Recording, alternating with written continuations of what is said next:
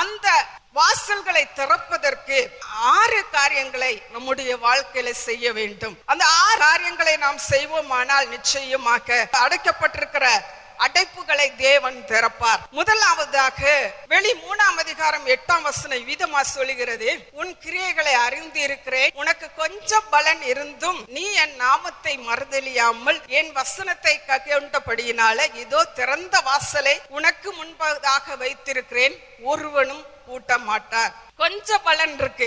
நாம் நற்கிரியைகளை செய்து வசனத்தை கை கொள்ளும் பொழுது அடைக்கப்பட்ட வாசல்கள் திறக்கப்படும் என்று சொல்லி முதலாவது பார்க்கிறோம். அப்போ கொஞ்சம் பலன் தான் இருக்கு, எனக்கு கொஞ்சம் தான் விசுவாசம் இருக்கு அப்படின்னு சொல்லி நம்ம நினைப்போம் இல்லையா? கொஞ்சம் ஜெபம் தான், கொஞ்ச நேரம் தான் என்னால ஜெபிக்க முடியுது, கொஞ்சம் பலன் தான் என்னிடத்துல இருக்கு, எந்த கொஞ்சம் பலத்திலையும் நான் யாருக்காவது ஏதாவது உதவிகள் செய்யணும்னு முயற்சி எடுக்கிறோம் இல்லையா? அப்ப கொஞ்சத்துல நம்ம உண்மையாய் இருக்கும் போது நிச்சயமாகவே அடைக்கப்பட்ட வாசல்கள் திறக்கப்படும். மார்க் 6:44, மார்க் 8-9 வசனங்கள் எல்லாம் நம்ம வாசிக்க முடியும். 3 நாள் முடிந்த பின்பு அவர்களுக்கு ஜனங்கள் எல்லாரையும் ஆண்டவர் அனுப்ப போகிறாரு.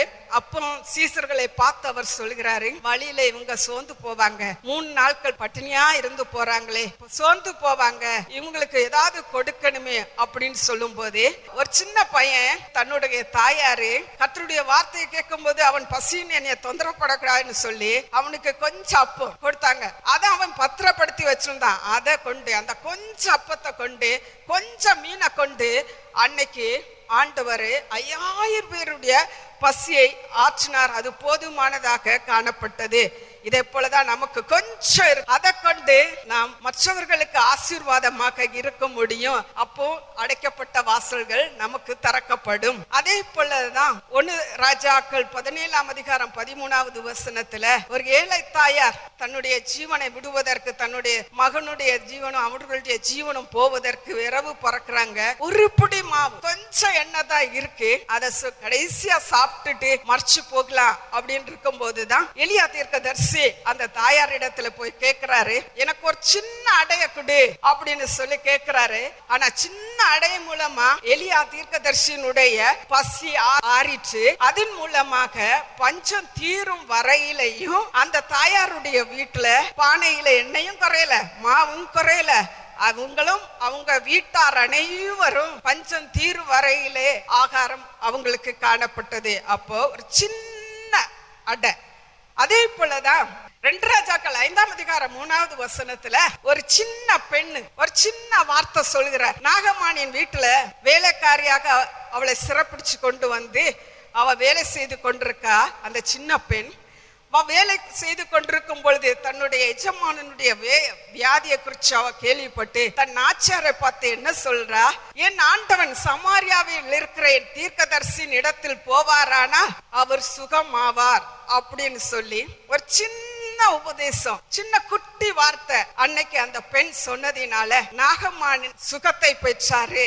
நாகமானுடைய குடும்பத்துல பெரிய ரட்சிப்பு வந்தது, பெரிய காரியம் வந்தது. இதை போல நானும் நீங்களும் கொஞ்ச காரியத்தை கொண்டு பெரிய ஆசீர்வாதங்களை பெற்றுக்கொள்ள முடியும். நமக்கு இருக்கிற கொஞ்சம் காரியத்தை நாம் மற்றவர்களுக்கு கொடுக்கும் போது நமக்காக அடைக்கப்பட்டிருக்கிற வாசல்களை கர்த்தர் திறப்பாரு.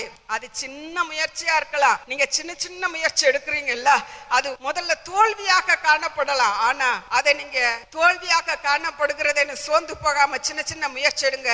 ஜெப கூட்டத்திற்கு போகிறதா இருக்கலாம், ஜெபிக்கிறதா இருக்கலாம், மற்றவங்களுக்கு கொடுக்கிறதா இருக்கலாம், மற்றவங்களுக்கு உதவி செய்கிறதா இருக்கலாம். எதுவானாலும் சின்ன முயற்சிகளை எடுக்கும் பொழுது நிச்சயமாகவே கர்த்தர் அடைக்கப்பட்ட வாசல்களை அவர் திறப்பார். அப்போ வெளி 3:8 என்ன சொல்லுதுன்னா, கொஞ்ச பலன் இருந்தும் அவருடைய நாமத்தை மறுதலியாமல் அவருடைய வசனத்தை கை கொண்டு அப்போ நற்கிரியைகளை நானும் நீங்களும் செய்யும் பொழுது நிச்சயம் அடைக்கப்பட்ட வாசல்கள் நமக்கு திறக்கப்படும்.